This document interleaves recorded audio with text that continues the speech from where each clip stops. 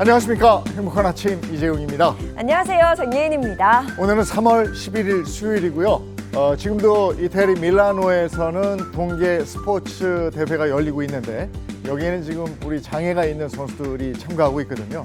우리 열심히 잘해줘서 매일 기쁜 소식들이 들리고 있습니다. 네, 정말 대단합니다. 원래는 금메달 1개, 동메달 1개가 목표였는데요. 무려 대회 개막 이틀 만에 이 목표를 달성했다고 합니다. 바이애슬론에서는 김윤지 선수가 금메달을 목에 걸었고요. 이재혁 선수가 스노보드에서 메달을 추가했다고 합니다. 멀리서나마 우리 선수들 진심으로 응원하겠습니다. 자, 그럼 수요일의 행복한 아침도 밝고 활기차게 시작해볼게요.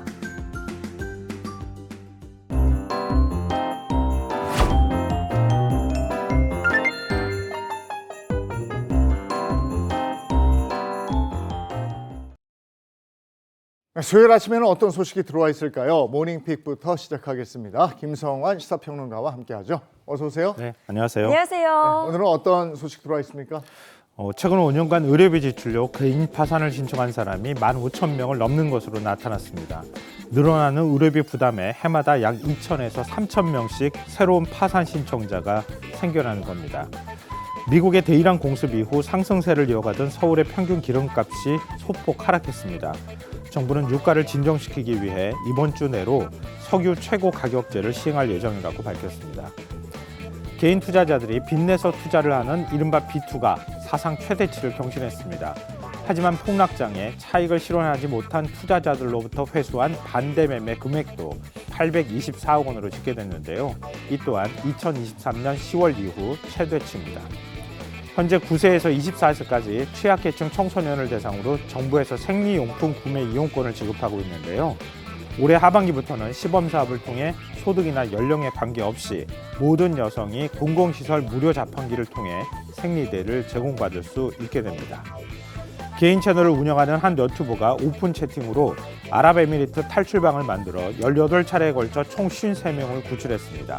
잠시 후 이 소식 자세히 전해드리겠습니다. 네, 오늘도 다양한 소식 들어와 있는데요. 이 중에서 집중적으로 살펴볼 모닝픽 어떤 이야기죠? 가족 중 누구 한 사람이 아프면 심리적으로 굉장히 큰 고통을 받기도 하지만 가게가 휘청거리잖아요. 그럼요. 의료비 부담이 크기 때문인데요. 이런 의료비 부담으로 파산하는 경우까지 생겨나고 있습니다. 이게 실제 통계로도 확인이 됐는데요. 법원행정처에 따르면 2021년부터 지난해까지 법원에서 인용 결정이 난 개인 파산 신청자가 15만 명이었는데요. 이 가운데 10%인 15,000명이 늘어나는 의료비 지출을 감당하지 못해 파산한 것으로 나타났습니다. 개인이 져야 할 의료비 부담이 그만큼 커졌다는 거죠? 이건 우리가 실생활에서도 체감하고 있는 것 같아요. 의료비 부담이 점점 많아지고 있는 것도 사실이고요. 의료기술이 발전하면서 거기에 따르는 의료비 자연스러운 부담도 커지고 있는 상황이기도 합니다. 지난해 국민건강보험공단이 발표한 2022년 한국의료패널 기초분석 보고서를 기초로 따져봤더니요. 건강보험이 적용된 금액을 제외하고 실제로 가계와 개인이 부담하는 의료비는 2019년보다 약 43% 늘어난 297만 원으로 집계가 됐습니다. 이 개인이 부담하는 의료비는 1인당 33% 늘어난 약 103만 원으로 나타나기도 했는데요. 특히 지난해 서울에서 개인 파산을 신청한 10명 가운데 6명은 60대 이상인 것으로 조사가 됐습니다. 소득이 거의 없는 고령층의 경우에 매년 적지 않은 의료비를 지출하는 것이 파산의 도화선이 되고 있다고도 볼 수 있을 것 같습니다. 이게 다른 것도 아니고 어쩔 수 없이 발생하는 의료비 때문에 파산하는 일 막아야 하지 않을까 싶은데요. 앞으로 이런 현상은 점점 심각해질 수밖에 없는데요. 다 아시다시피 우리나라가 이미 초고령 사회에 진입을 했잖아요. 만성질환과 돌봄 수요가 늘어나고 그에 따른 의료비 증가가 불가피한 상황입니다.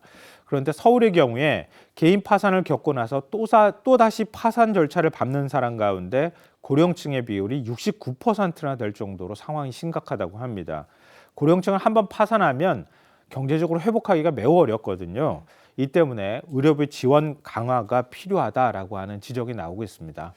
초고령 사회 적절한 대책이 필요해 보입니다. 자, 다음 픽은요. 혹시 두 분은 주식 투자 하십니까? 네, 조금 하고 있습니다. 저는 안 하고 있습니다. 아, 그래요? 마음이 좀 편하시겠는데요. 네, 웃고 있지 않습니까? 비트는 혹시 비트도 그러면 안 하시죠? 빚을 내서 투자하는 비투라고 빚내서 하잖아요. 하는 거요? 아우, 네. 그건 안 해요. 네. 뭐 마통이라고 하잖아요. 네. 마이너스 통장 깨가지고 그래서 투자를 하시거나 이런 분들은 뭐 그런 경우는 아니실 것 같긴 네. 한데요. 그런데 그런 사람들이 많이 늘어나고 있다고 합니다. 한국금융투자협회에 따르면요, 투자자가 증권사에서 빌린 돈으로 주식을 투자한 뒤에 갚지 않은 신용거래 융자 잔고가 지난 5일 기준 33조 6,900억 원으로 사상 최고치를 기록했습니다. 또 투자자가 결제일에 대금을 납부하는 조건으로 먼저 주식을 매수하는 거래를 위탁매매 미수금이라고 하는데요. 이 위탁매매 미수금 역시 지난 5일 기준 2조 1,500억 원으로 역대 최고치를 갈아치운 것으로 조사됐습니다.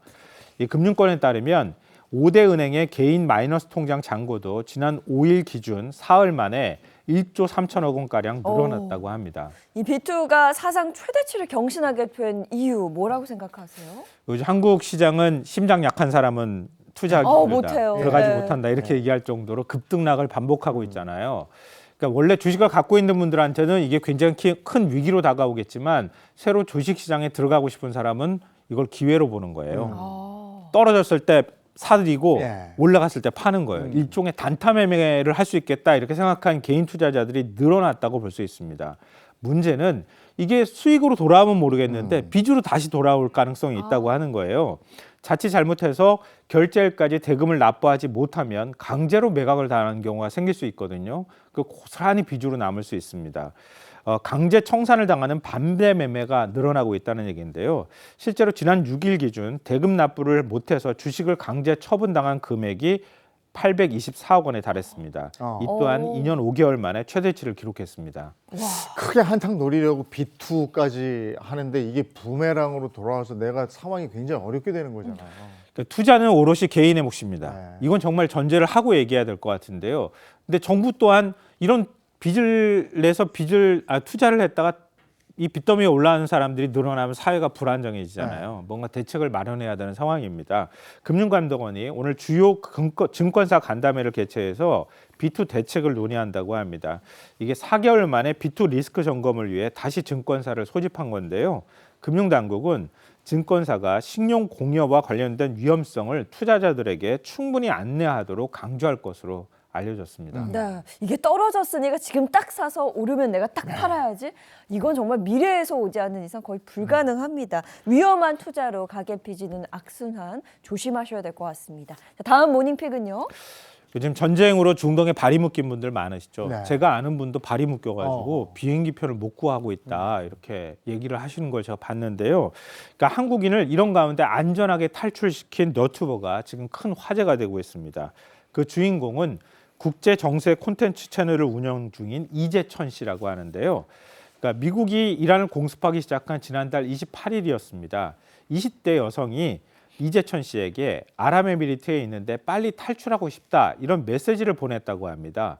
이 씨는 곧바로 오픈 채팅으로 탈출 정보를 공유하는 UAE 탈출방을 만들었다고 하는데요. 그런 다음에 한국인들에게 교통수단을 안내하기 시작을 했고요. 탈출을 희망하는 인원을 모아서 함께 오만과 사우디아라비아, 이집트 등으로 넘어갈 수 있는 현지 여행사를 연결해서 탈출 경로를 마련했다고 합니다. 또 전세버스까지 동원할 정도로 규모가 커져서 나중에는 18차례에 걸쳐서 53명을 대피시키는데 성공할 수 있었다고 합니다. 야, 어떻게 개인이 이런 일을 할 수가 있었을까요? 그러니까 저도 좀 놀랐는데요. 네. 참 대단하다는 생각이 들었는데 이게 국제 정세를 진단하는 개인 채널을 운영한 게 큰 도움이 됐다고 합니다. 그러니까 채널 스태프 가운데 한 명이 아랍에미리트에 체류한 경력이 있었다고 해요. 그러니까 그러면 현지 사정을 잘 알 수 있잖아요. 그렇죠. 이게 대피시키는데 굉장히 큰 도움이 됐다고 하고요. 또 여기에 더해서 그동안 쌓은 네트워크를 10분 활용해서 믿을 만한 탈출 경로를 마련할 수 있었다고 합니다. 또 중동 현지에서 가이드를 하던 여행사들의 도움도 컸다고 합니다. 네. 근데 이게 말이 쉽지 상황이 뭐 순조롭지만은 않았을 것 같은데요. 어려운 점도 분명 있었겠죠. 당연하죠. 이 혼란스러운 상황에서 국경을 넘으려고 하는 사람이 얼마나 많았겠습니까?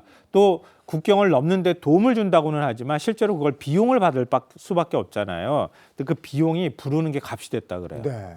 그러니까 예를 들면 차량하고 기사에 대한 비용이 막 천정부지로 치솟으니까 이걸 한 사람이 감당할 수가 없잖아요. 그래서 최대한 많은 사람을 모아서 n분의 1로 서로 각자 부담할 수 있도록 해서 부담을 줄여줬다고 하고요. 오만에 도착한 뒤에 이게 국가가 달라지니까 유심을 바꿔 껴야 되는데 그 가운데 어디로 사라진 사람이 또 있었던 거예요. 그러면 사람을 못 찾게 되잖아요. 그걸 수소문하느라고 굉장히 고생을 하는 이런 일도 있었다고 합니다. 일단은 지금 정부가 탈출을 주도하고 있는 상황이 이어서 지금 개인 탈출은 좀 잠시 하지 않고 있다고 하는데요. 여전히 긴장의 끈을 놓지 않고 현재 남은 우리 국민을 도울 준비를 하고 있다고 합니다. 아까 영상 잠깐 보니까 젊은 분인 것 같은데 네. 이분 정부 일을 해야 되는 거 아닙니까? 스카우트 해야 되나요? 그죠? 대단합니다, 정말. 대단하시네요. 와. 정말 고맙습니다. 김성환 시사평론가와 함께했습니다. 고맙습니다. 네. 고맙습니다.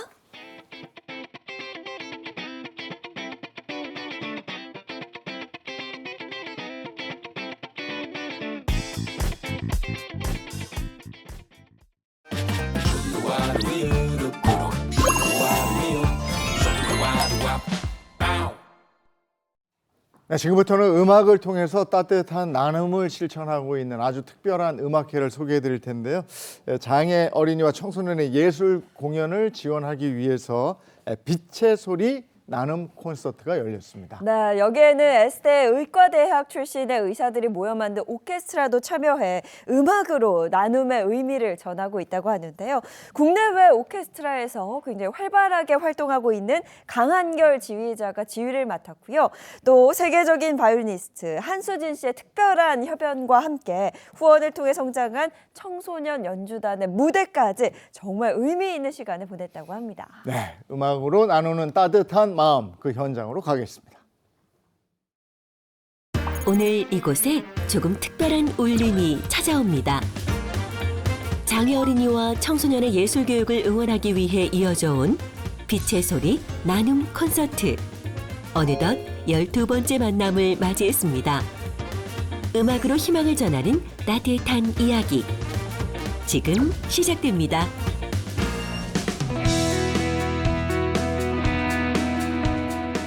며칠 뒤 있을 무대를 앞두고 이곳에서는 마지막 준비가 한창입니다. 늦은 시각임에도 불구하고 연습실에는 하나 둘 사람들이 모여듭니다. 반가운 인사와 웃음이 오가는 이곳. 모두 진지한 표정으로 연습을 준비하고 있는데요. 이분들은 과연 누구일지 궁금증이 더해져 갑니다.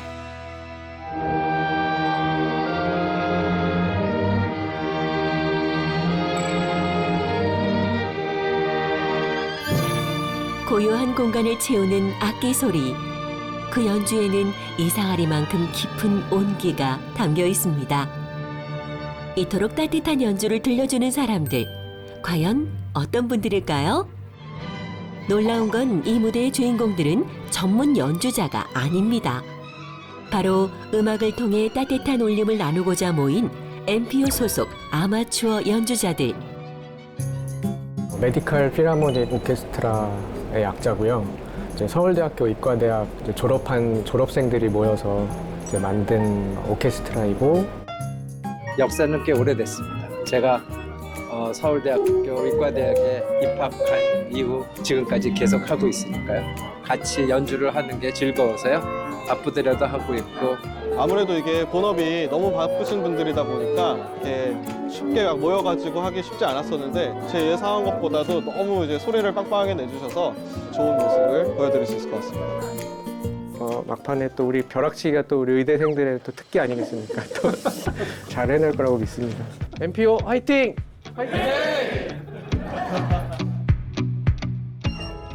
드디어 공연 당일. 이 콘서트는 2013년도부터 국내 한 제약회사와 MPO가 매칭 펀드로 기금을 만들어 장애아동 예술교육을 위한 후원을 이어가고 있는 자선음악회입니다.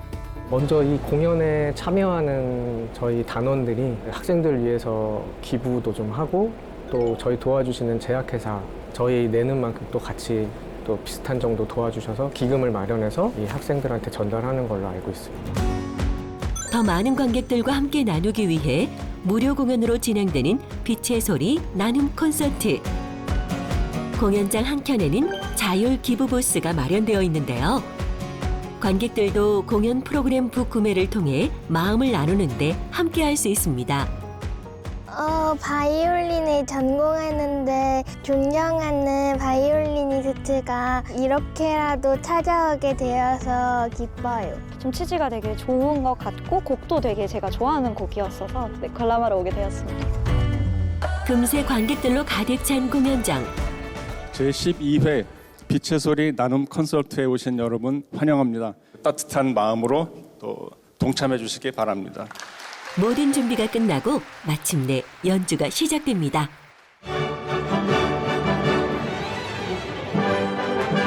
이 순간만큼은 설명 대신 음악에 귀를 기울여 봅니다.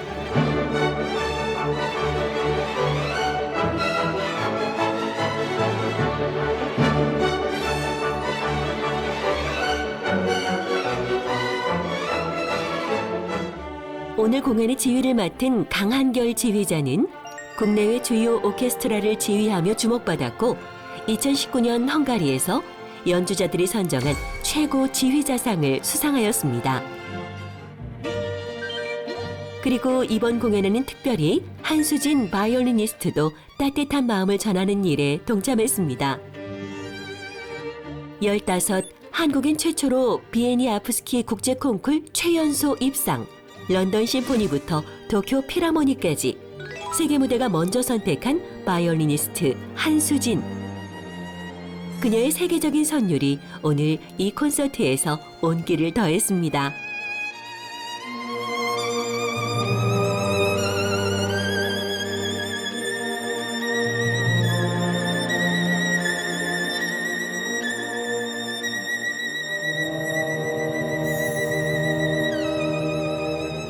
공연 타이틀이 빛의 소리. 빛이라는 거는 어떻게 보면 희망을 상징할 수도 있고 또 소리는 소통, 전달, 드러남 이런 거를 표현할 수도 있다고 생각을 하거든요.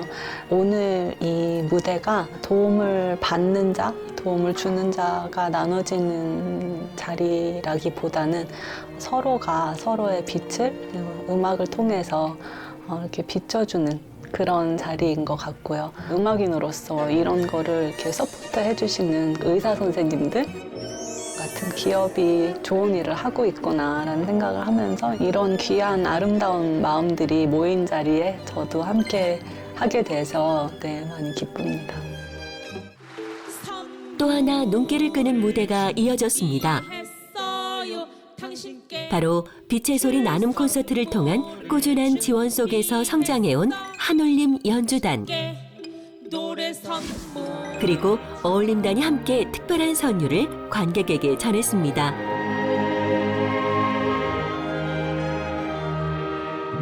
우리 발달장애 청소년들에게 음악은 활동을 넘어서 자신을 표현하고 사회와 연결되는 중요한 통로가 됩니다.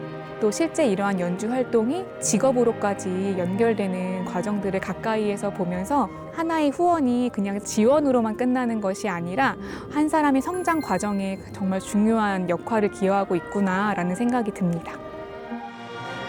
시간 가는 줄도 모른 채 공연은 어느덧 막바지에 다다릅니다.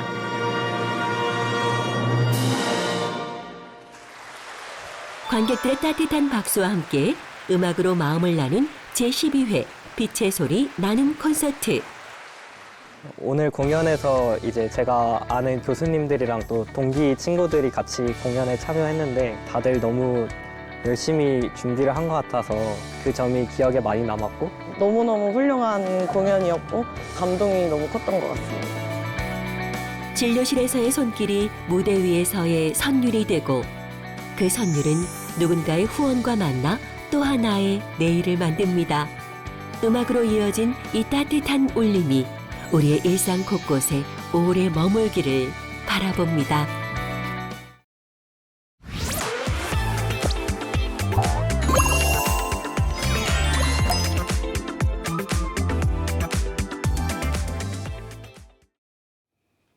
네, 행복한 아침 함께하고 계신 지금 시각이 8시 26분을 향해 가고 있습니다. 이번에는 한 주간의 연예 소식 나누겠습니다. 연예계 이슈 시간입니다. 자, 언제 봐도 봄꽃처럼 환한 세 분 모셨습니다. 어서 오세요. 안녕하세요. 꽃샘 추위도 몰아낼 만큼 뜨거운 연예가 소식 들고 왔습니다. 대중문화 전문기자 홍정선입니다. 네, 안녕하세요. 봄의 기운을 느낄 새도 없이 발바닥에 땀나도록 열심히 뛰어다니는 미남 전문기자 최정아 기자입니다. 네, 안녕하세요. 드레핀 야생화처럼 뿌리가 아주 깊은 연예계 덕후 박은영입니다.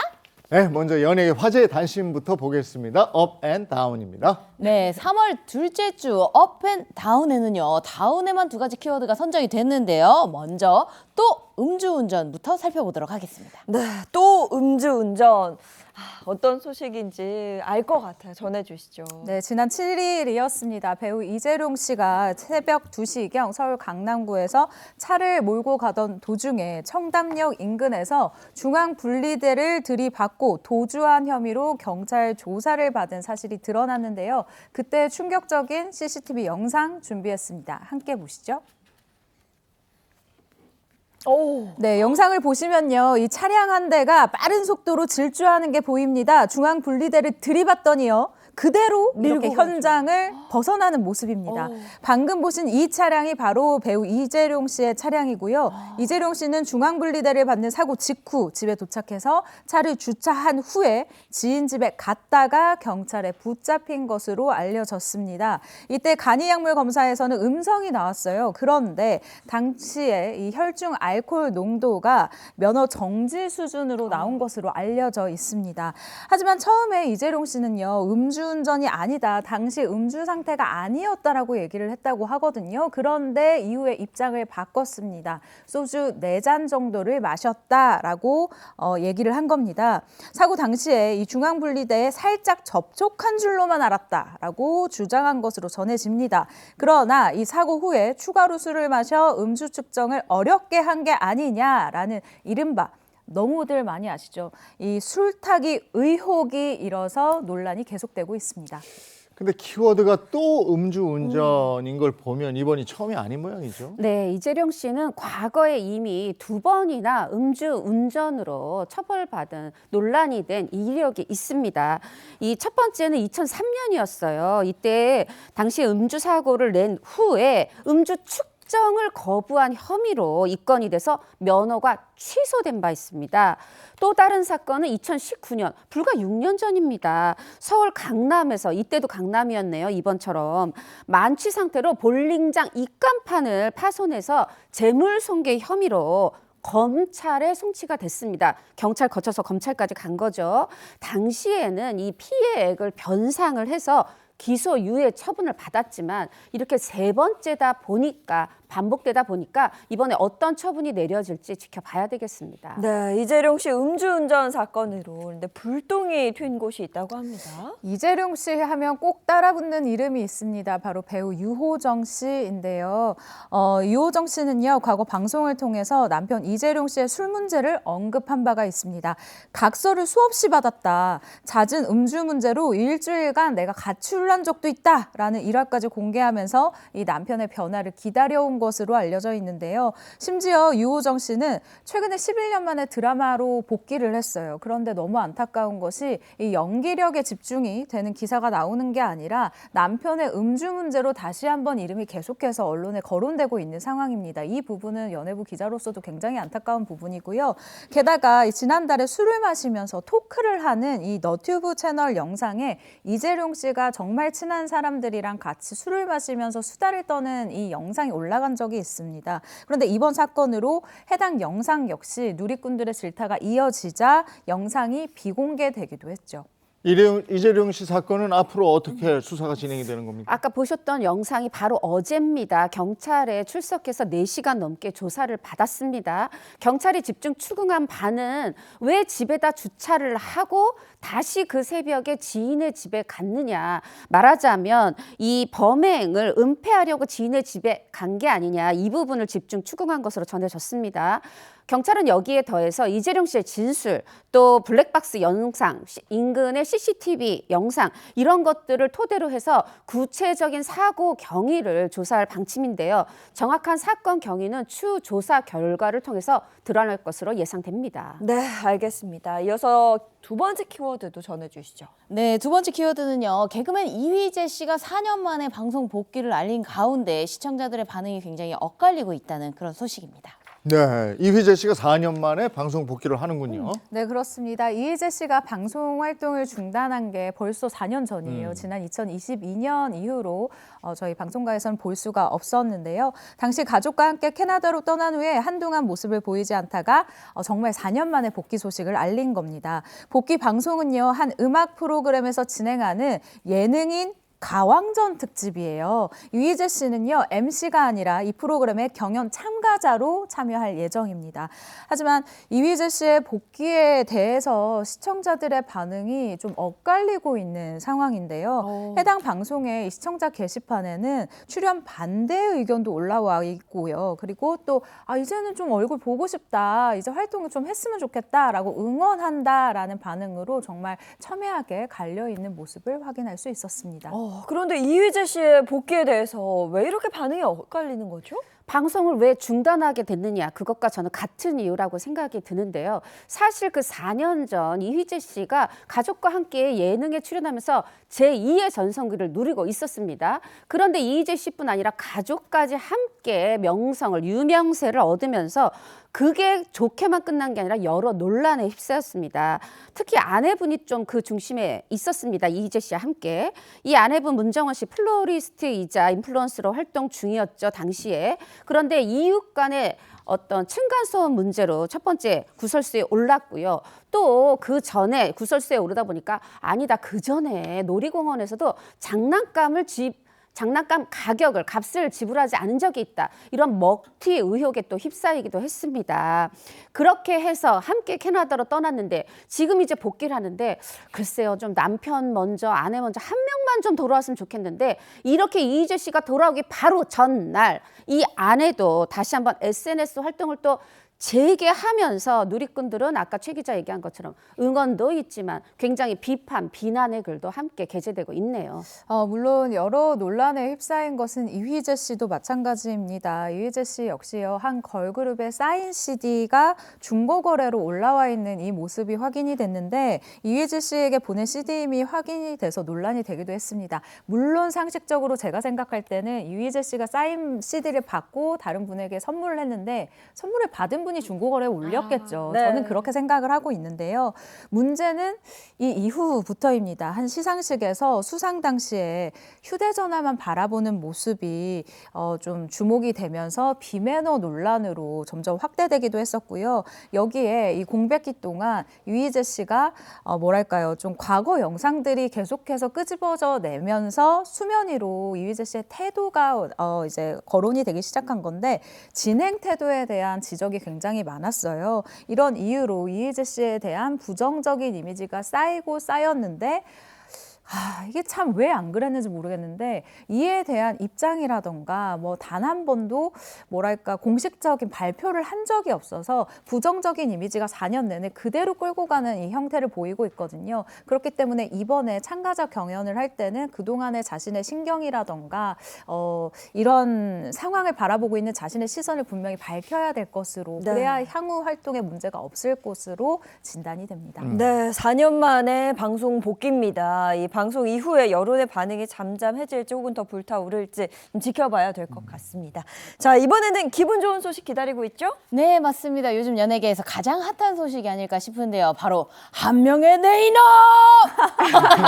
당황하셨죠? 이 대사만 들어도 어떤 이야기도 짐작이 가실 겁니다. 바로 전 국민이 한마음 한뜻으로 보면서 울고 웃고 그리고 분노했던 바로 영화 한 편입니다. 왕가 사는 남자, 그 열풍이 얼마나 대단한지 한번 준비를 해봤습니다. 네, 왕과 사는 남자, 그 어렵다는 1000만 관객을 돌파했어요. 1000만 관객 돌파 영화가 오랜만이죠? 영화 기자로서 너무너무 반가운 소식이기도 한데요. 이전에 마지막으로 1000만 관객을 돌파한 한국 영화가 나온 게 영화 파묘 그리고 범죄도시 4가 나온 2년 전인 2024년이었어요. 때문이었습니다. 그 이후로 천만 영화는 볼 수가 없었는데요. 하지만 지난 6일입니다. 왕가 사는 남자가 한국 영화로는 역대 25번째, 25번째로 천만 영화에 등극을 하면서 드디어 고지를 넘어섰고요. 심지어 주말에는요, 하루에만 75만 명 이상의 관객이 극장을 방문하면서 1200만 고지를 찍기 위해서 상승세로 올라가고 있는 상황입니다. 네, 지금 상황이라면 뭐 충분히 가능하지 않을까 싶기도 한데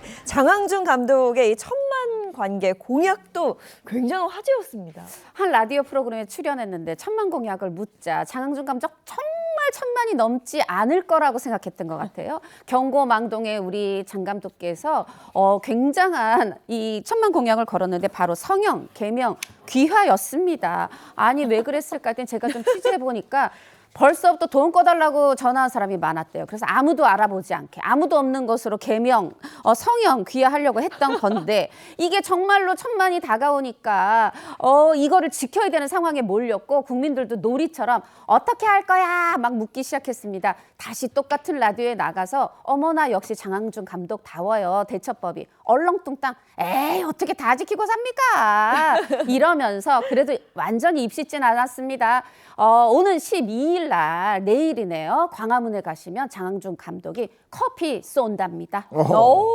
왕과 사는 남자, 왕사남 이렇게 얘기하던데 네. 요즘에 왕사남 봤어? 이게 또 인사더라고요. 맞아요. 왕사남 봤어요? 아, 저 이번 주에 볼 겁니다. 그러니까 제가 아직도 못 봤다는 건 1000만 그 이상을 훨씬 갈 수 있다는 뜻으로 저는 생각을 해요. 맞습니다. 왕사남, 지금 이 열풍인데 그 열기가 대체 어느 정도인 거죠? 일단 이 영화가 어떤 영화인지부터 설명을 드려야 될 것 같습니다. 이 영화는요, 1457년 조선시대 이 왕위에서 쫓겨나 유배된 단종의 이야기를 그리고 있는데요. 단종을 중심으로 한 영화나 드라마는 특히나 이런 감정적인 부분을 건드는 영화는 처음이라고 얘기를 해야 될 것 같아요. 그래서인지 새롭게 알게 된 이 단종에 대한 관심이 아주 뜨거운데요. 일명 이 누리꾼들 사이에서는 단종알이라고 불리고 있죠. 일단 지난 5일에 한 문화 콘텐츠 플랫폼에 따르면요.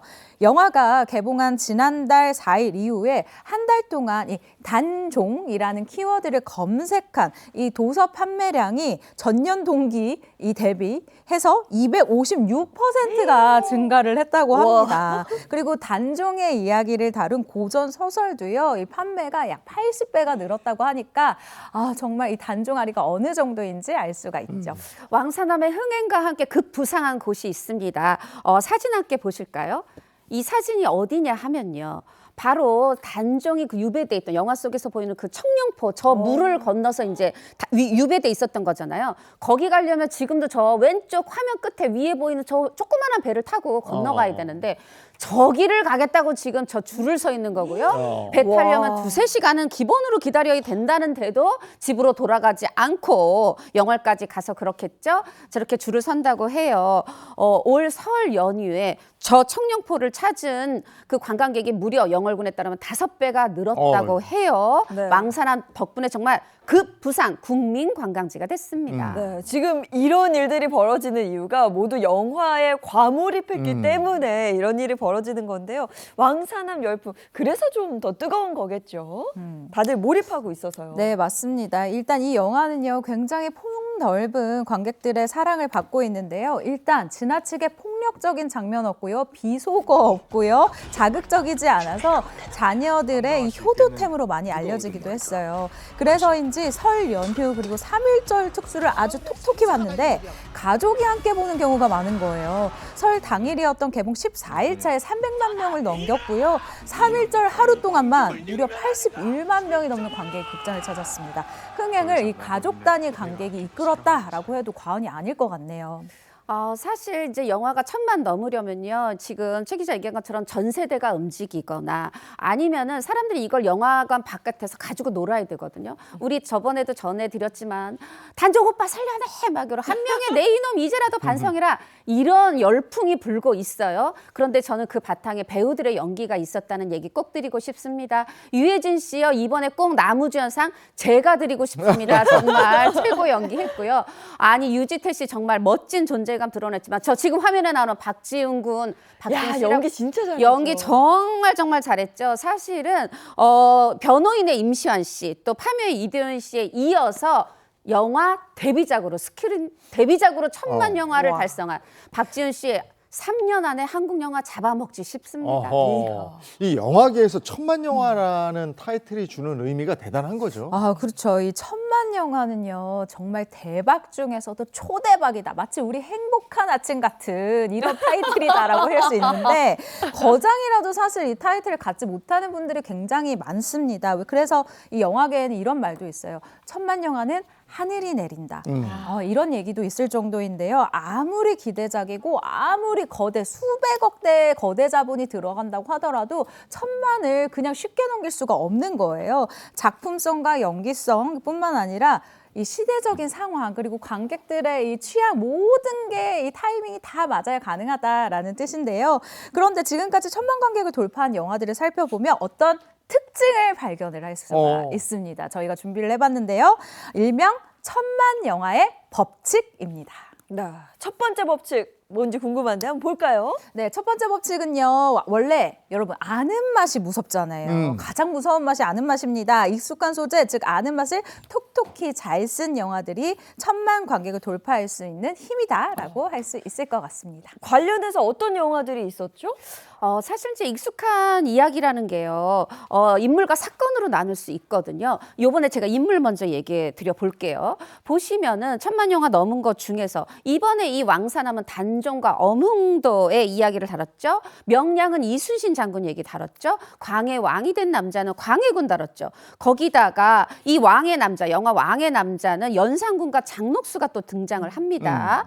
그리고 이 사극이라는 게 꼭 과거를 한 번만 없거든요. 조금 과거. 시대물에서도 보면 서울의 봄이나 이 변호인도 실존 인물의 이야기들을 다루면서 관객들에게 더 친숙하게 다가간 게 1000만 관객의 첫 번째 이유였다 이런 분석들이 있습니다. 네. 그리고 여기에는 역사적인 사건을 재해석하고 우리가 상상력을 좀 덧붙이면 와 이게 또 그렇게 재밌더라고요. 일단 전후 산업화 세대의 애환을 그린 이 국제시장이라던가요.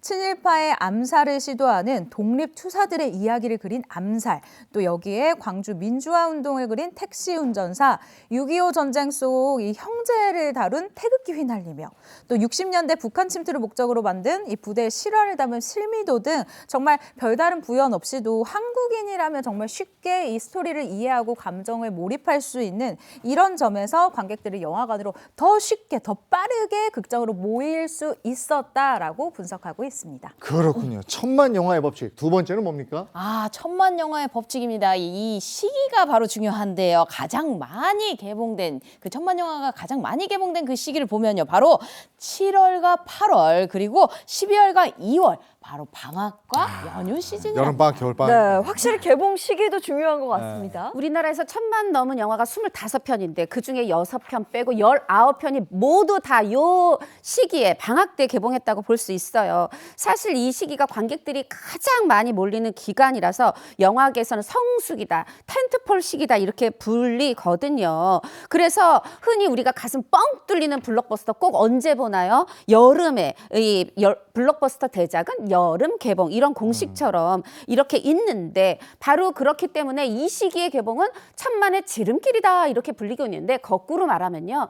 500만, 1000만 넘을 수 있는 영화만 이 시기에 또 개봉을 허락하기도 합니다. 네, 1000만 영화의 법칙. 마지막 법칙 볼까요? 이게 꼭 숨어져 있습니다. 바로 대사빨이라고 하죠. 전 국민에게 유행어되는 그런 명대사가 숨겨져 있습니다. 어떤 명대사가 있는지 여러분들 영상으로 먼저 함께 보시죠.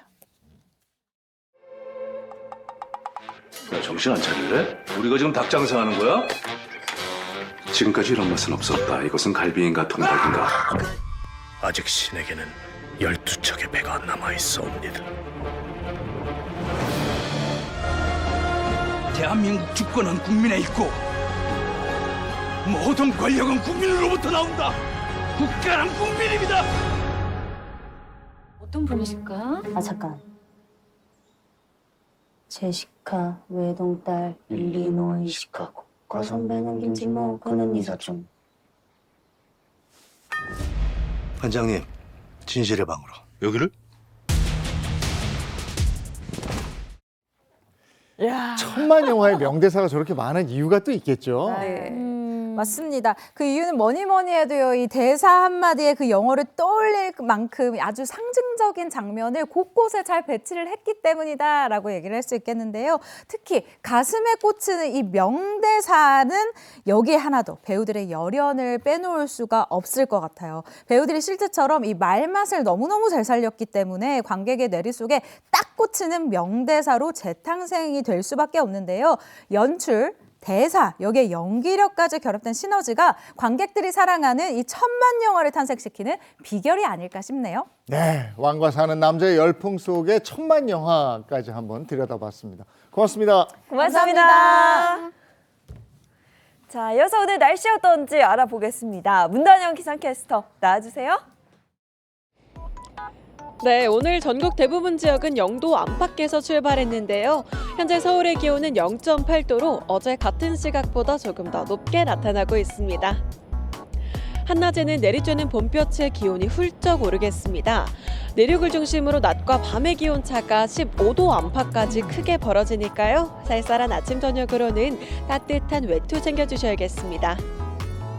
오늘도 여전히 먼지가 말썽입니다. 어제 발생한 미세먼지에 더해서 오늘 발생한 국내 미세먼지까지 더해지면서 수도권을 비롯해 강원 영서, 충북과 경북을 중심으로는 일평균 초미세먼지 농도 나쁨 수준을 보이겠는데요.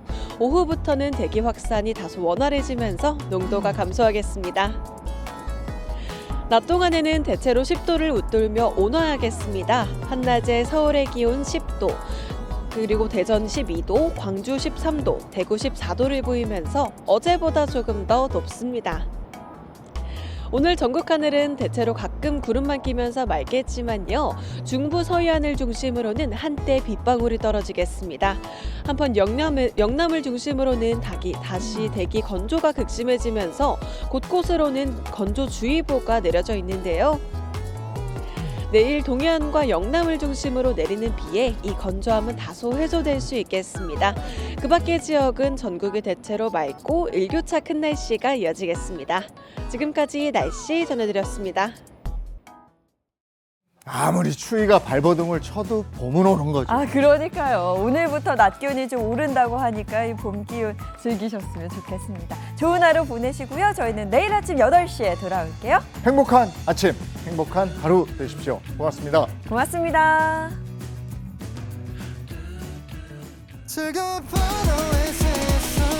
Save next channel A.